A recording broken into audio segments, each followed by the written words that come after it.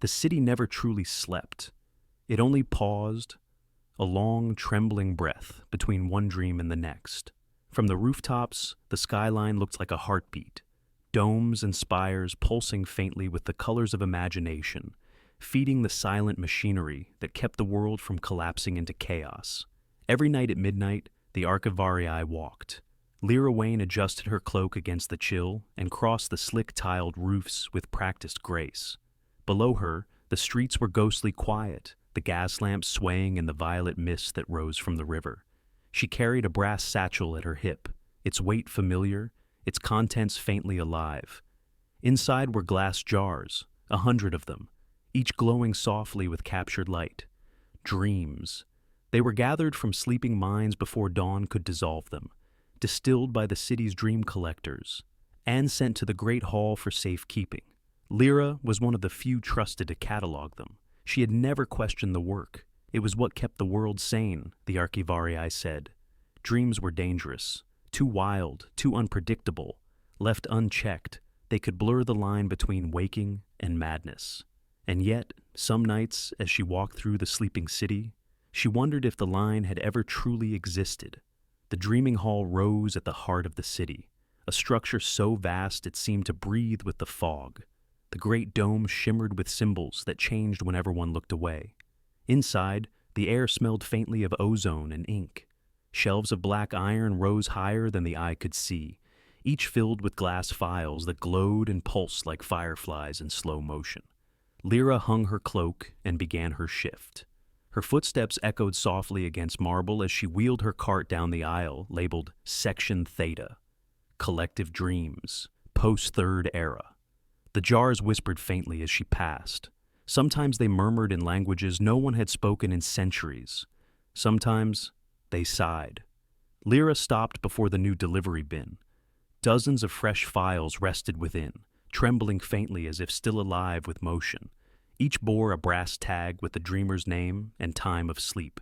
She picked one up, Elias Tourne, 2:13 a.m., and peered into it. Inside, she saw a storm at sea, a ship made of crows, a child laughing in the rain. The images folded and refolded, endless and impossible. Lira smiled faintly and placed it in its slot. Then she picked up the next jar and froze. The tag read, Lira Wane, 3:07 a.m. Her pulse stuttered. That couldn't be right. Archivarii did not dream. Their sleep was chemically induced, monitored, and sterilized to ensure no trace of imagination remained. It was the first rule. But the jar pulsed warmly in her hand. The glow inside wasn't light. It was sound. A soft melody, a lullaby she couldn't remember learning, hummed from within. Impossible, she whispered. And then, faintly from somewhere deep in the hall, she heard her own name spoken. A whisper, no louder than a sigh. Lira! She turned sharply. The aisles stretched into darkness, endless. Nothing moved, yet the air itself felt aware, like the pause between dreams. Expectant. Lira placed the jar carefully in her pocket and resumed her work, but her hands trembled. All night she felt the weight of it against her hip, warm and alive, as if the dream inside were breathing. The next morning, Lira did not report home as usual. Instead, she descended the spiraling stairs beneath the hall, down to the forbidden floors where the older archives slept. Dust hung in the air like ghost light. The further she went, the quieter it became, until even her footsteps sounded distant. The shelves here were darker, the jars unlit, their contents long decayed or deliberately sealed.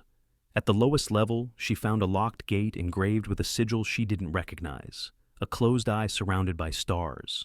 The metal was cold, but when she pressed her palm to it, the sigil flared to life. The gate opened soundlessly. Inside was a single chamber. Its walls were covered in mirrors, their surfaces clouded. In the center stood a table, and on it, a single book, bound in dream glass. The title read, Origin Records, Order of the Archivarii. Lira hesitated, then opened it. The pages shimmered with moving ink, rearranging as she read. The words told a story she had never been taught, a truth the council had erased. Long ago, it said, humanity's dreams shaped reality. The world was built from their collective imagination. But when the dreams grew too wild, they began to tear the fabric of existence. Time faltered, cities melted into visions, people woke in lives that weren't their own. To save the world, a group of dreamers sacrificed their memories, sealing away all dreams into glass. They became the first Archivari, guardians of order, condemned to dream no more. Her throat tightened, the book shimmered again, and new words appeared. When one Archivarius dreams, the seal. The fog came in early that morning, soft as breath on glass. Marin Dallaire watched it curl through the alley outside her workshop, draping the cobblestones in silence. The kiln's orange glow painted her face in warm light as she turned the rod, shaping a droplet of molten glass into the curve of a bird's wing. Her hands moved instinctively. Though she hadn't drawn a pattern or chosen a color, the glass seemed to know what it wanted to be. When she placed the finished figure on the cooling shelf, she frowned. The bird, a heron, shimmered faintly in the dim light. Its feathers rippled, as if stirred by an unseen breeze. Marin rubbed her eyes. When she looked again, it was still. She'd learned not to speak of such things. Loonbay was a place that tolerated oddities, voices in the fog, the sea whispering names, but it did not like when one admitted to hearing them. A knock sounded on the workshop door. 3 sharp raps. Marin wiped her hands on her apron, half expecting no one to be there when she opened it, but Elias Thorne stood in the fog, tall and pale, a lantern in hand. "The light's out," he said. Marin blinked. "The lighthouse?" He nodded once. "Went dark an hour ago."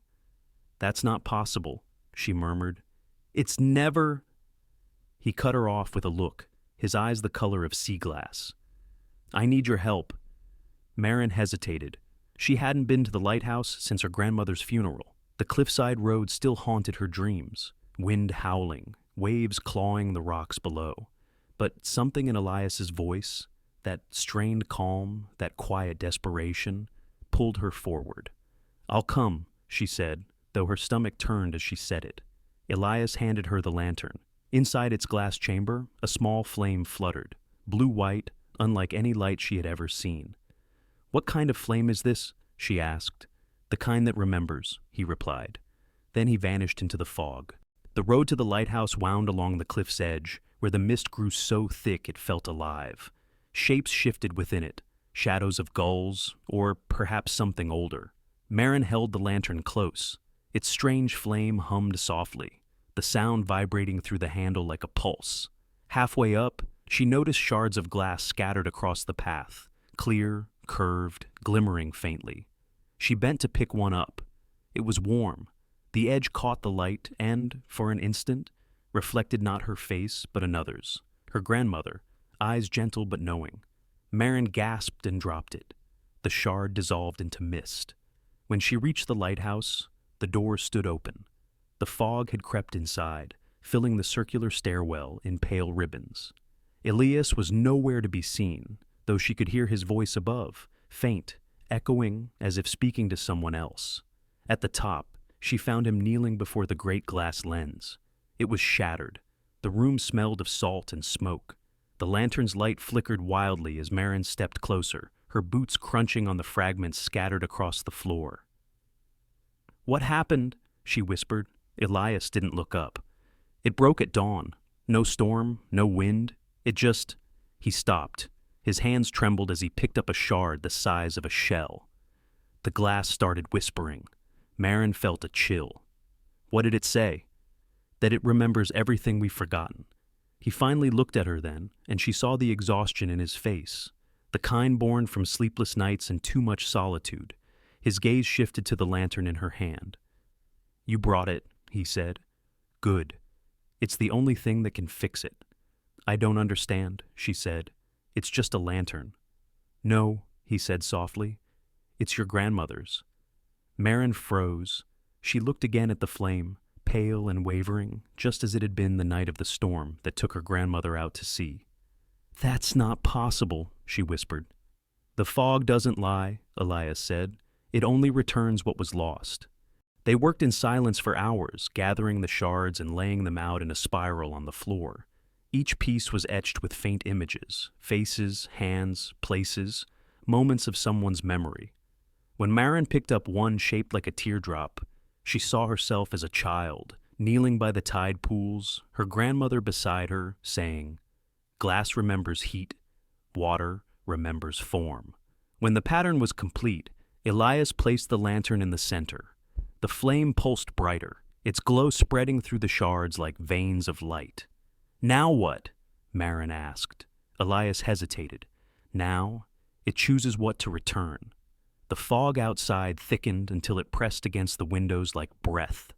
A low hum filled the air, deep and resonant, like a note struck beneath the sea. The shards began to tremble. Marin took a step back. Then, the glass rose. One by one, the fragments lifted into the air, spinning slowly, aligning themselves into the shape of the great lens once more.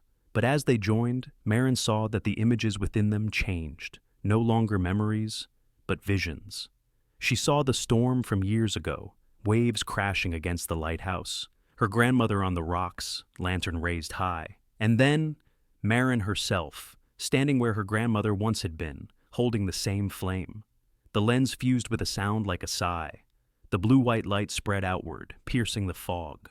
For a moment, Lunbei was bathed in radiance, every wave and rooftop gleaming as if made of glass. And then, silence. The fog retreated. By morning, the sea was calm. Elias stood at the railing, staring into the horizon. "It's done," he said quietly. Marin joined him. "What was it?" He didn't answer immediately. "The fog keeps what we can't bear," he said finally. "Loss, grief, memory. Sometimes it brings them back, to remind us that forgetting isn't the same as healing." She watched the light shimmer across the water. "And the lantern? It was always yours," he said. "Your grandmother left it for you, said it would burn only for a Delaire who still listens." Marin turned the lantern in her hands. The flame flickered softer now, no longer blue-white, but golden. She thought of the heron she'd made that morning, the way it had seemed alive. Perhaps, she realized, her craft had always been the same, giving shape to what wanted to remember itself. "I should go," she said. "There's work waiting." Elias nodded, but didn't look at her. "The light will stay lit now, but if it goes out again, I'll know," she said. As she descended the stairs, she felt a strange calm settle over her. The fog had begun to lift, revealing the town below. Rooftops shining wet, gulls circling the docks. For the first time in years, Lunbei felt awake. Back in her workshop, Marin opened the kiln. The heat met her like an embrace. On the workbench sat the heron she'd made before dawn. Only now, its wings were spread wide, as if caught mid-flight. She lifted it carefully and felt a faint pulse through the glass, like a heartbeat. Outside, the sea whispered softly against the shore. She placed the heron on the windowsill and began to work again, drawing molten glass from the furnace. Without thinking, she shaped it into another figure, a woman's hand holding a lantern. When it cooled, she saw her grandmother's face reflected faintly within it. Marin smiled. That night, the fog rolled in again, soft and familiar. But it no longer seemed ominous. Through it, she could see the distant beam of the lighthouse sweeping across the bay, steady, whole, and alive.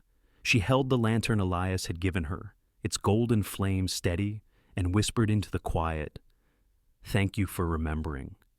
The flame flickered, once, twice, as if in reply. Months passed.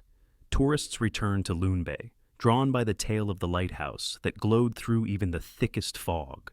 They bought Marin's glass figures, the birds, the waves, the lanterns, unaware that each piece contained a whisper of memory, a fragment of the town's forgotten past.